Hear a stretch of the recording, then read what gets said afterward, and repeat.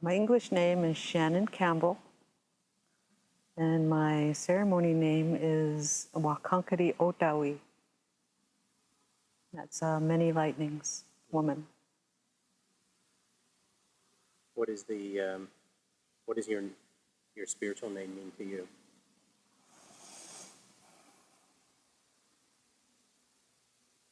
It's humbling, actually, very humbling. Because that name is powerful. There's a lot of meaning to it, a lot of something that you don't see but feel.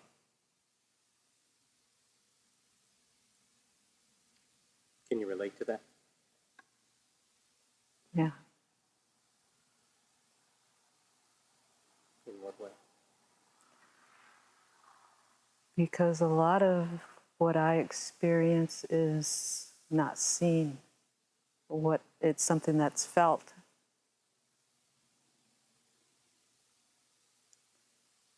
Do you remember the first time in your life where you had that experience?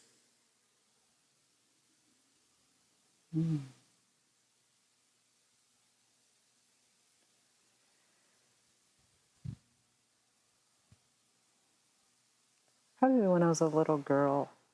I don't know if it was a dream or if it was actually happening. I was in a dark room with my mom, and she was afraid of something, and she was holding me, and I could feel her fear, and I couldn't understand, what was happening. And all of a sudden, this yellow man appeared.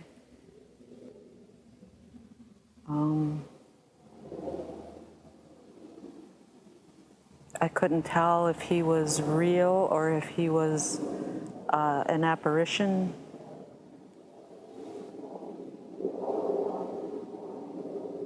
But I just knew it was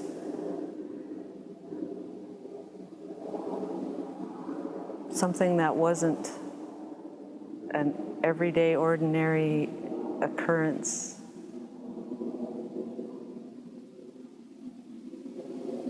Did he say or do something? No, that was all I remember.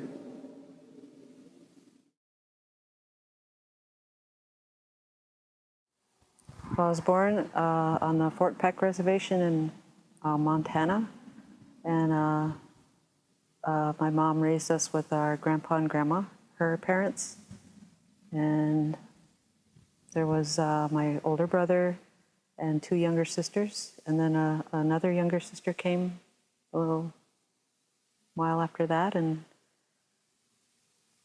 I remember just being very happy. It was a little tiny house, maybe a 2-room house. And we moved to Santee, Nebraska, the Santee Indian Reservation in Nebraska, and grew up out in the country, was free, happy.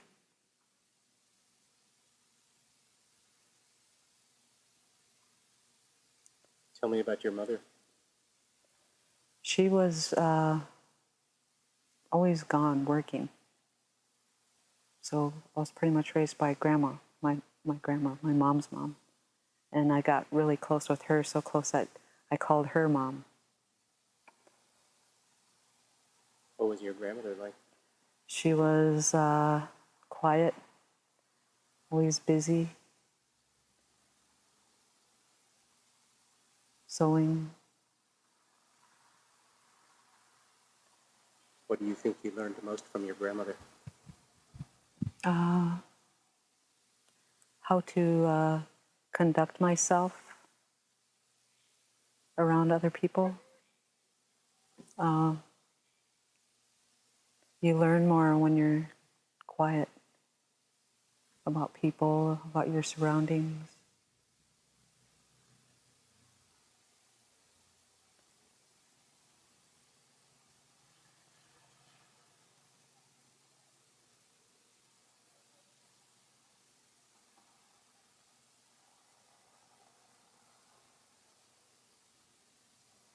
What were you taught as a child about this broad topic that we might call faith?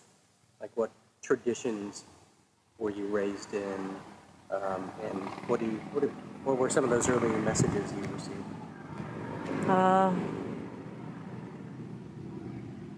Growing up, my grandpa brought the sweat lodge to the Santee people, where before all they had was the church, and that way of belief. And I don't remember it happening, but I remember later on hearing that a lot of people didn't like what he was doing, but he stood up for what he believed in. And to me, that's faith. Made a lot of enemies. People were mad at him, deserted him, turned their backs on him. But it was something that he loved.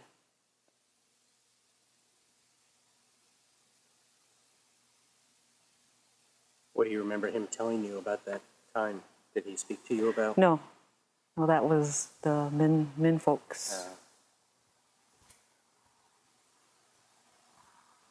But he included us, the grandkids. We'd come into the sweat lodge, and he'd sit in there with us, and we'd have a prayer. Do you remember the first sweat lodge that you had? No, I don't. I was too small.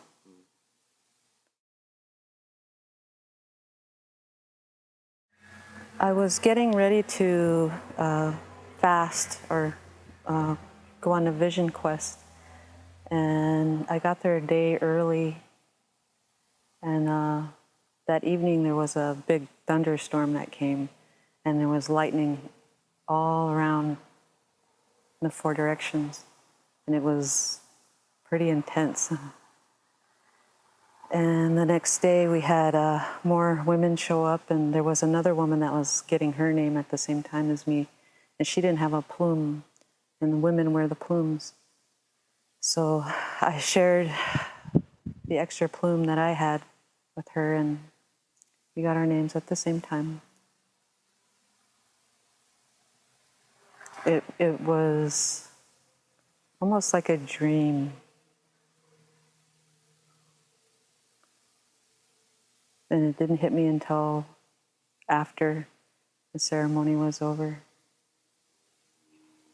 The man that we went to for the ceremonies is my companion's nephew, and one of his altar spirits was named Many Lightnings, and he came into the ceremony, and he said that he knew me from before, from another lifetime, and that here in this lifetime he wanted me to carry his name. It felt Do you remember going in? no, not really. I don't remember going in, but I remember the experience of it being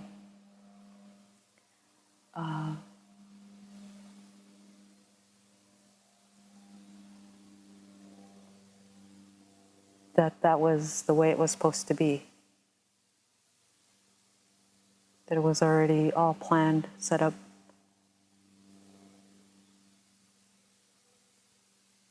In what way did that experience change who you are or impact you? Like I said, it was very humbling.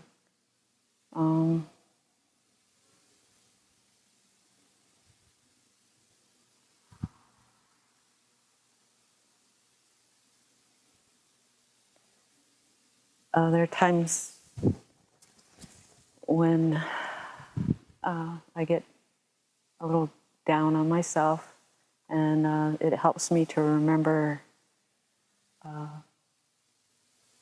who I am and what I'm here for, what I'm here to do.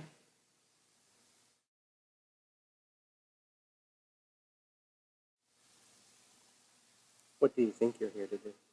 What I think, Or what do you know? Why are you here? I feel. I'm here to help women, help pick them up.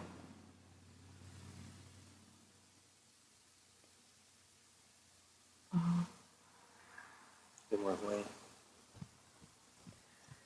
On a spiritual level,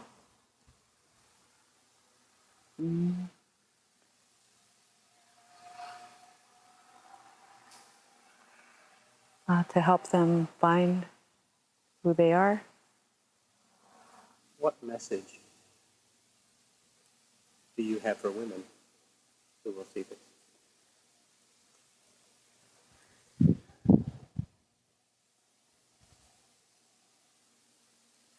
Just love who you are.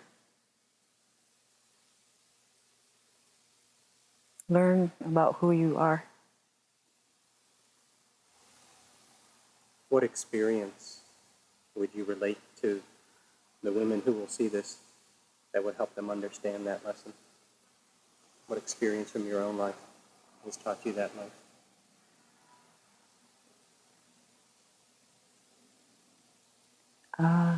I'd have to say that when I became a mother,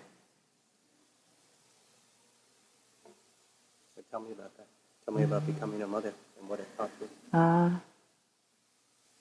well, it taught me selflessness. These three beautiful beings that the Creator blessed me with were depending on me to show them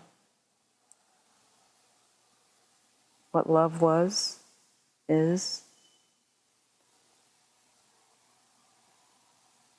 and how to be good to people.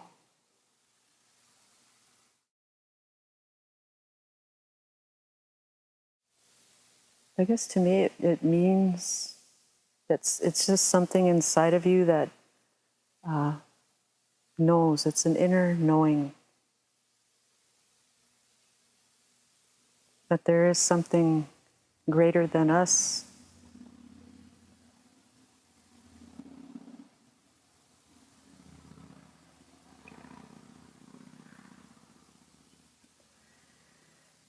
What is your personal understanding of that which is greater than us?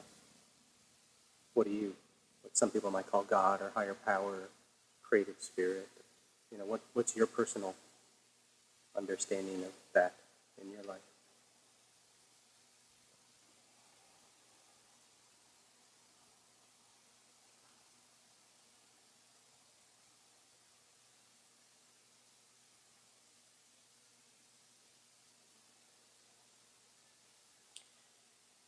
There are times in my life that were,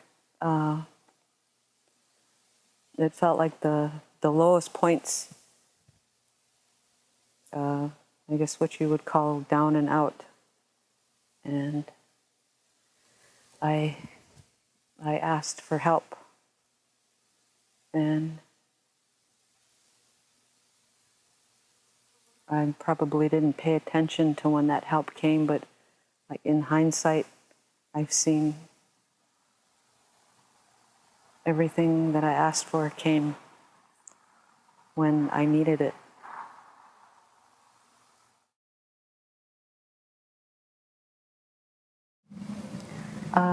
My brother made a commitment to Sundance. I believe he's a year older than I am, and we were probably our late teens. And I remember going to the Sundance to support him, and I had never really experienced that before. But when I saw him, I think it was like the fourth and final day of the ceremony, and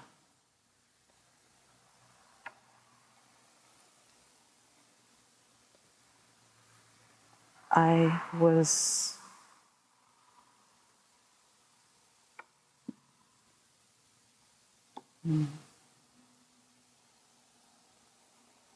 touched by what he was going through, because I knew it was for us.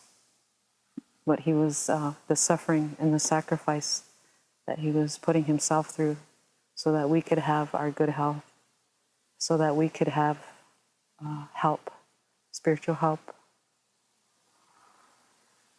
And it touched me in such a way that I prayed for him.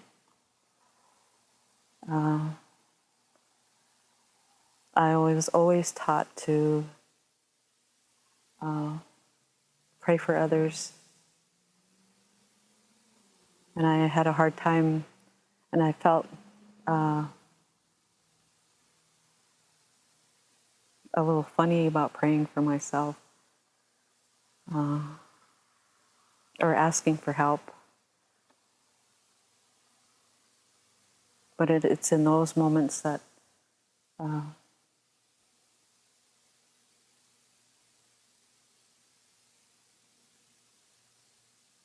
that it's okay. What was your prayer?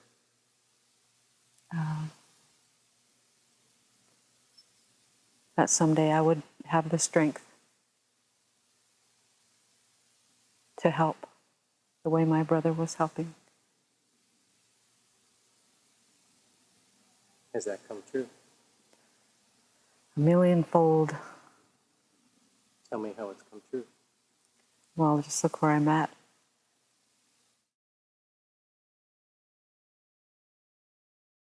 I'm walking a path that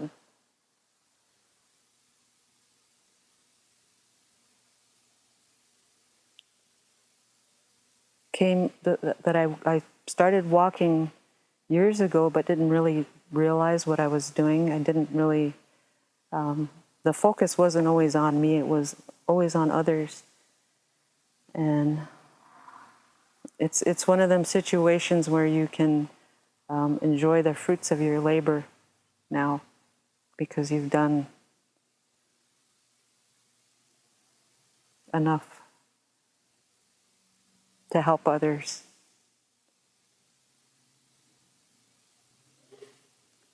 But we don't stop. We don't stop helping. What would you say was the beginning of your spiritual journey? Probably the day I was born.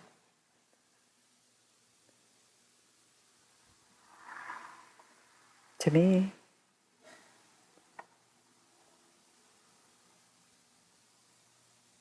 In what ways do you feel like you're different today than maybe how you were as a teen or a younger adult? I'd have to say that the difference is I'm standing here in front of a camera talking to a complete stranger. Some of my most cherished memories and feelings and thoughts. People that know me know that I don't talk. I sit and I watch and I observe.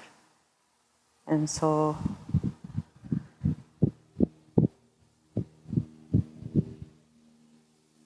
this is a big change, a big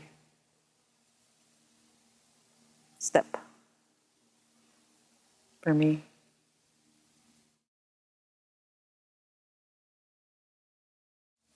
It's interesting, this project I used to think was about letting every person tell their story, but then someone gave me a book a couple years ago called Listening is an Act of Love, and I realized that the project was about listening, not telling.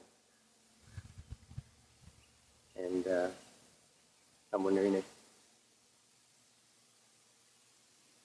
seems like you believe the world has a lot to learn about listening. Mm-hmm. What, if you could share a message with people about listening, what would it be? You learn more when you're quiet and still.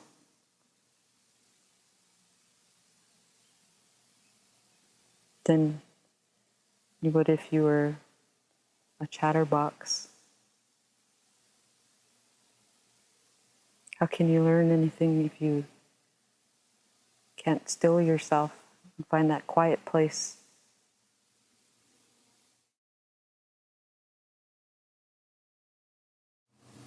Growing up on the reservation, there's always a lot of, well, it's everywhere you go. The drugs and the alcohol, the experimenting, and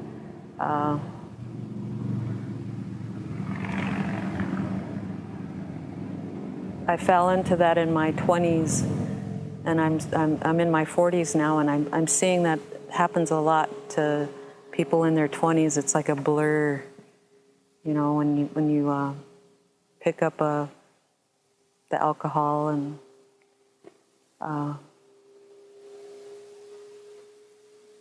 things started collapsing and falling apart, and I felt like I let not only myself down, but everyone around me. And it wasn't a doubt with the creator or creation, it was a doubt with me. I doubted myself because I let myself go through that. I let everything that was happening I let it happen. But now I see that it all happens for a reason. It gets you to where you are now. Did you struggle with drugs or alcohol?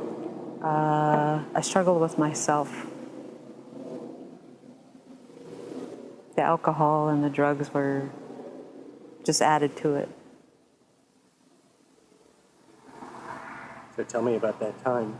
What did it mean to struggle with yourself, and how did you emerge out of that?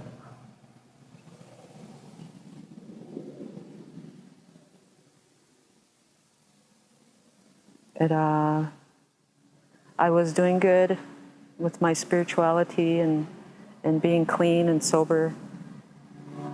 And I found someone that I thought I could fix and help pull out of there. I saw what kind of lifestyle this person was leading. And instead of being strong and helping that person who didn't ask me for help, I joined in. I started drinking. I started living that lifestyle. And then my daughters came along, and they're the ones who pulled me out of there. I didn't want that for them.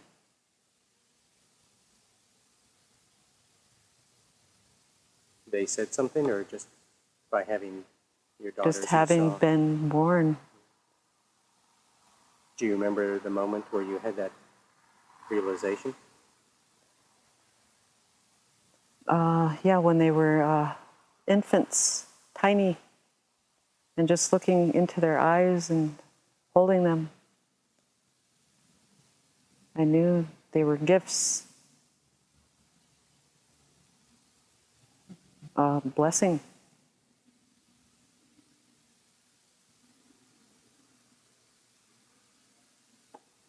What happened? How did you go from there? Well, I lived right on the reservation, and my mom and my sisters had houses out in the country, but it's still on reservation land. I left the reservation and went out into the country with my mom and my sisters and took my kids with me and pulled away from there. And what happened? I got my own house out in the country and went to work and raised my kids on my own, my son and my 2 daughters. I was both their mom and dad. What was that like? It was a privilege. Say more. All I know is that these 3 beings that came into my life were something to be cherished and taken care of with the utmost respect and love.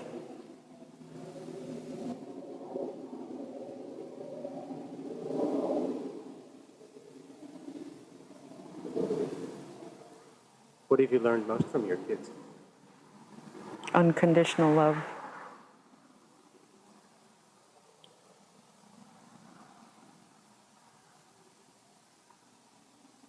And where are your kids today?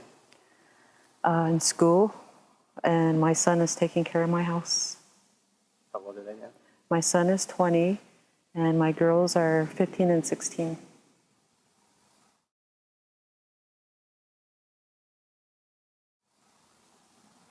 So tell me, how did you come to meet the chief? Ceremony, Sundance ceremony. I was fulfilling a 4-year commitment, and before I left for the Sundance grounds, it got back to me that he liked who I was, and I didn't really know who he was until after we were together.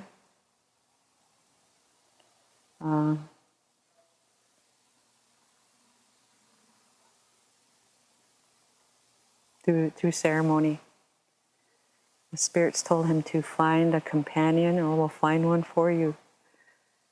And it was a joint effort, I think. Tell me about the first time you met him.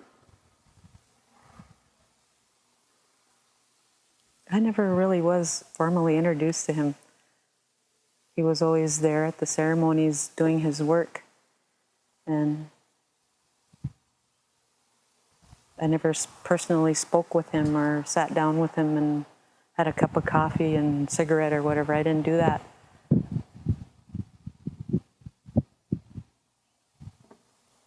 So the first time you spoke with him was when? His granddaughter was having a healing ceremony, and one of my adopted sisters and I we took all our kids with us and went to help pray for her and her children, and he was there.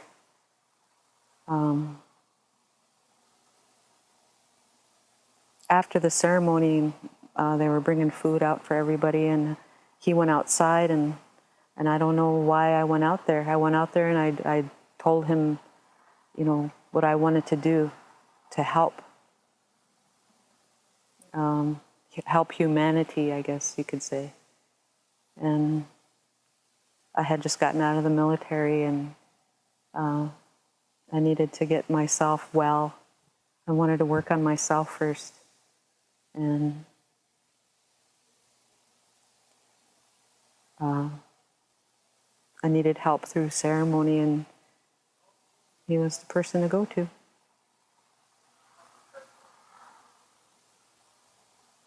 And how long have you been together? We're going on our 4th year in June.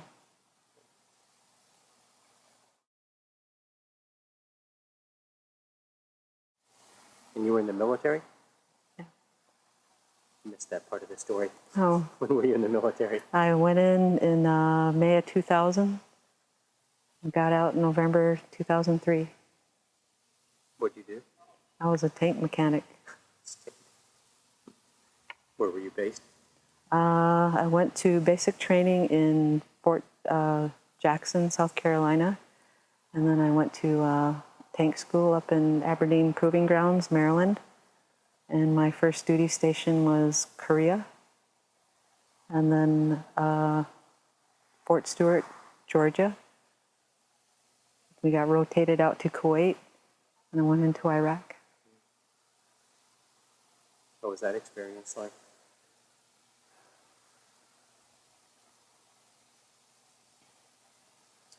Well, put it this way, there's somebody upstairs watching out over me. Tell me about a time in Iraq where you felt like somebody upstairs was watching out over you.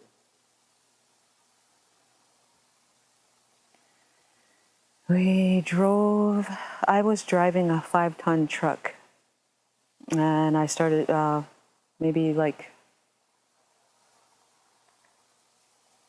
we drove all day, And then we drove all night. We would stop periodically to go to the bathroom or whatever, but we would drive all night. And I remember waking up, still driving, and I looked out the window. We weren't on regular roads. They were just through the desert. And we were going over a minefield.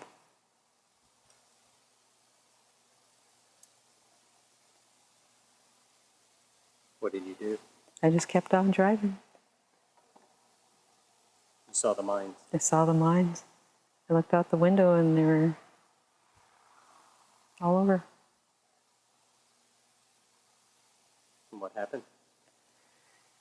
We stopped.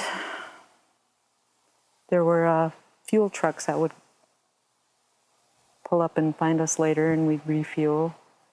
And we got mortared rounds shot at us, but they were nowhere near to cause any damage to vehicles or us.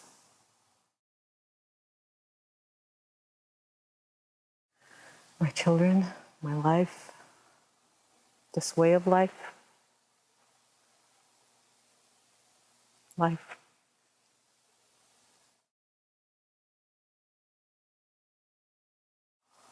My prayer would be that everyone can see the beauty that's here all around us and inside of ourselves.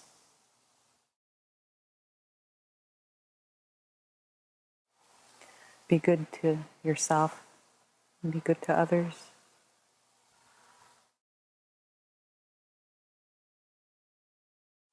And when I show people the portrait of you, what do you want me to tell them about you?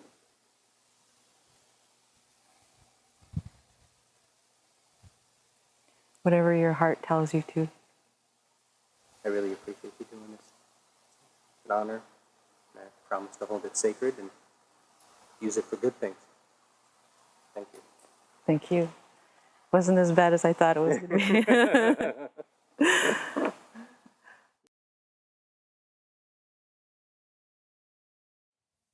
This song is a song that came in a dream, and it's a melody that kept going over and over in my head. So I walked around to most of the relatives on our reservation, the singers and the elders, and I asked if they ever heard the melody, and they said no, it's similar to maybe a Sundance song or something, but they never heard the song before. So that was like an obsession, the melody. So I went to visit one of my grandmothers, and I asked my grandmother about the song. So she gave me the words that was necessary for that song to be complete. So when I sang that song in ceremony, my grandmother and grandfather said that song would help to make people happy and help them to remind them that it'll help them to release a lot of their difficulties, at the moment. Is there specific words? Yeah. What are the words? People look at me for it's very difficult to be, you could say it the way people understand it today, Indian. So this man from the Elk Nation, the Standing Elk, he is saying this. He is saying this. So this is all it tells people that at this time, the relatives that are working with nature, they're working with spirit. It's very, very difficult to stay in that state of mind, that state of being, because of the illusion and mainstream America that surrounds them, that makes every effort through the patterns of thought and patterns of left brainwaves to keep them from doing what they're here on Mother Earth to do.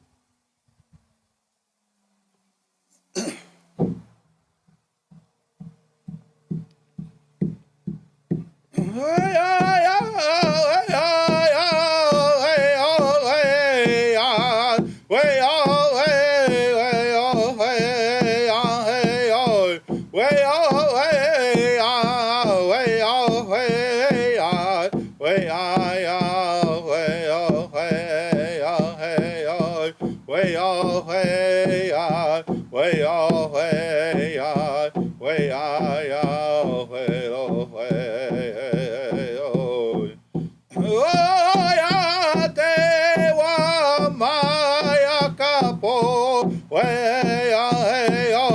Dakota peke o techi kelo hey ay hey kakana jimi lo mi lo hey oh.